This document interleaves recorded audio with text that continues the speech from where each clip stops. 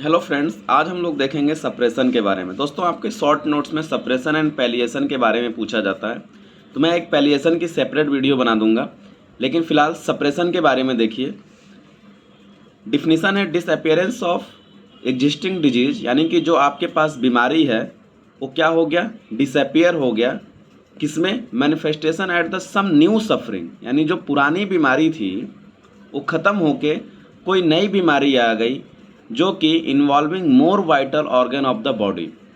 यानी कि आपकी बीमारी मान लीजिए कि स्किन पे थी, है ना, ये ठीक होके क्या हो गई, क्या हो गई, डिसअपियर होके आपको कोई दूसरी बीमारी हो गई, जैसे मान लीजिए कार्डियक डिजीज हो गई, यानी कि मोर वाइटल ऑर्गन को इन्वॉल्व कर ली।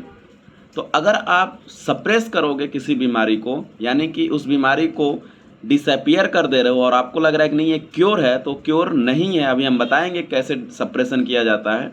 तो क्योर नहीं होता है क्योंकि वो बीमारी डिसअपियर तो हो गई लेकिन न्यू सफरिंग कॉज कर दे रही है, जो कि मोर वाइटल ऑर्गन यानी कि ज़्यादा डेंजर ऑर्गन को ये टारगेट कर रही है। लेकिन दोस्तों, पैलिएशन में क्या होता है कि डिजीज जो है उसी जगह पे बनी रहती है।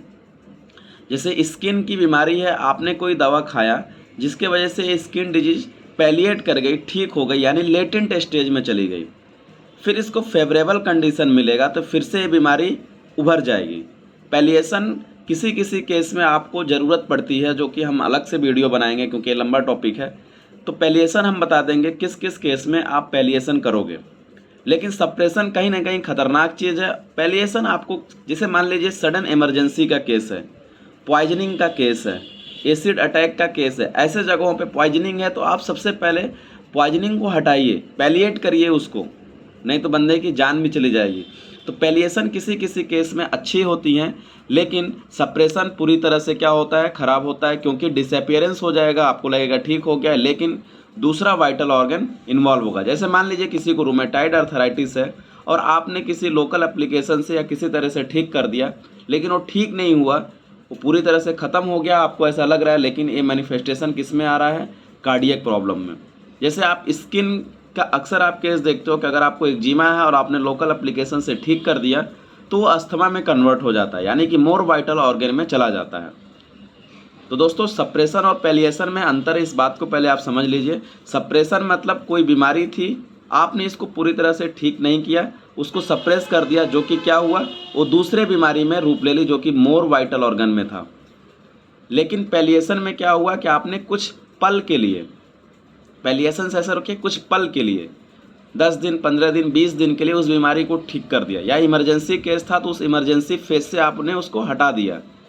ऐसा नहीं है किसी को एंजाइना का अटैक आया था और एथेरोस्क्लेरोसिस था तो आपने कोई ऐसी मेडिसिन दी जिसकी वजह से एंजाइना का पेन खत्म हो गया। इसका कतई मतलब नहीं है कि एंजाइना ठीक हो गया है, लेकिन हाँ, उस वक्त आपको पैलिएशन ज़रूरी था।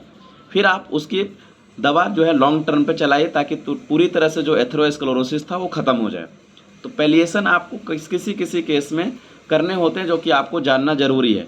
लेकिन सप्रेशन एक खतरनाक चीज़ है। दो तरह के सप्रेशन होते हैं, नेचुरल सप्रेशन होते हैं जो कि सप्रेशन कॉज्ड बाय नेचर, और दूसरा होता है आर्टिफिशियल जो कि सप्रेशन कॉज्ड बाय आर्टिफिशियली। जैसे अगर हम इनका एग्जाम्पल दे के देखें तो एग्जाम्पल ऑफ नेचुरल सप्रेशन, जैसे कोई बंदा अचानक से fright, joy, love, grief, love को सप्रेस कर रहा है, ग्रीफ को सप्रेस कर रहा है, ठीक है, इन्जॉयमेंट नहीं कर पा रहा है, एंजाइटी है उसको लेकिन उसको सप्रेस कर रहा है, ग्रीफ है। तो किसी भी तरीके के सप्रेशन है जो कि नेचुरल है, आपको करना ही करना है, लव है मान लीजिए, तो आप सप्रेस करने जा रहे हो, तो ये सप्रेशन हो सकता है कि नॉर्मल फंक्शन को, यानी नेचुरल फंक्शनिंग वाइटल फोर्स को क्या करेगी, डिस्टर्ब करेगी। होता है ना कि ऐसा हम लोग पूछते हैं ना, स्किन कंप्लेन कोई आता है और हम पूछते हैं अच्छा ये बताइए आपने कुछ सप्रेस किया है। स्टैप पेशेंट क्या करती है, अंदर घुट घुट के ही जीती, यानी कि उसके अंदर क्या है, इमोशंस का सप्रेशन। तो उसके साइन एंड सिम्टम आ रहे हैं ना, उसने अपने इमोशंस को सप्रेस किया जिसके वजह से साइन एंड सिम्टम आया, तब हम स्टेप्स देते हैं दवा को, ठीक है। तो सप्रेशन के वजह से, यानी कि नेचुरल सप्रेशन है, आप चाह के भी नहीं कर सकते, उसके वजह से क्या हुआ, आपको साइन एंड सिम्टम आया। जबकि आर्टिफिशियल सप्रेशन में क्या होता है कि हम आर्टिफिशियली किसी चीज़ को हम सप्रेस कर देते हैं, ठीक है। जैसे मान लीजिए कि कोई बीमारी चल रही थी जिसको हम प्रोलॉन्ग एलोपैथिक ट्रीटमेंट लेके उस डिजीज को सप्रेस कर दिया, फिर बाद में वो बीमारी किसी दूसरे रूप में, बहुत भयानक रूप में लेके पैदा हुई। तो सप्रेशन जो है अक्सर जो है हम लोग एलोपैथिक मेडिसिन के द्वारा हम लोग डिजीज को सप्रेस कर देते हैं, ना कि उसे हम क्योर करते हैं।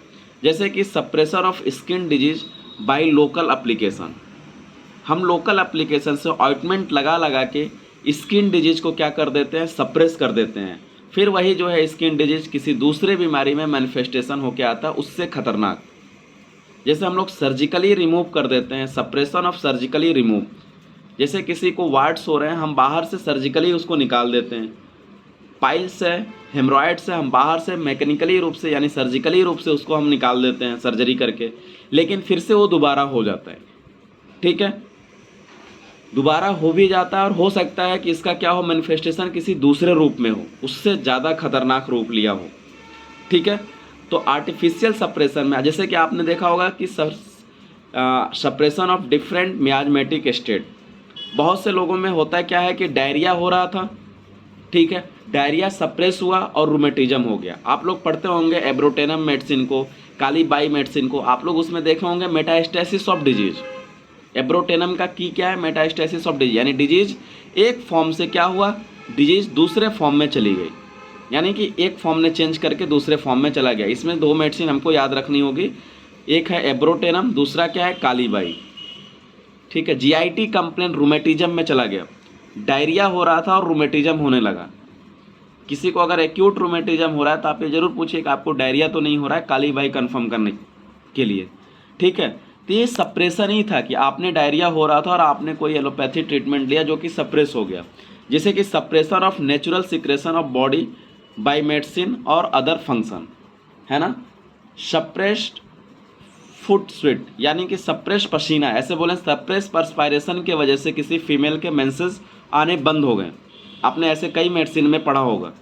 डायरिया भी एक तरह से क्या है, सिक्रीशन है। सिक्रीशन को आपने सप्रेस किया तो क्या हुआ, वो चीज़ दूसरे चीज़ों में मैनिफेस्टेशन हो गया। तो दोस्तों सप्रेशन का बेसिकली मतलब इतना होता है कि डिसअपियरेंस ऑफ एग्जिस्टिंग डिजीज, जो बीमारी है वो तो ठीक हो गई, डिसअपियरेंस हो गई, ठीक ना बोल के क्या बोले, डिसअपियरेंस हो गई, लेकिन वो न्यू सफरिंग लेके किसी न किसी दूसरे रूप में मोर वाइटल ऑर्गन को लेके वो पैदा कर रही है। जबकि पैलिएशन में ऐसा नहीं होता है। पैलिएशन में आप एक पर्टिकुलर टाइम के लिए पैलिएट कर देते हो, फिर से वो बीमारी हो जाती है। तो दोनों में अंतर है। मैं डिस्क्रिप्शन बॉक्स में पैलिएशन का लिंक दे दूंगा, आप तुरंत इसके बाद से पैलिएशन की वीडियोज़ जरूर देखिए ताकि आपको समझ में आए कि किस किस केस में आपको पैलिएशन करने चाहिए। दोस्तों अगर आपको ये वीडियो पसंद आया तो लाइक करिए, शेयर करिए और आप चैनल पर नए हैं तो सब्सक्राइब करिए। Thank you guys.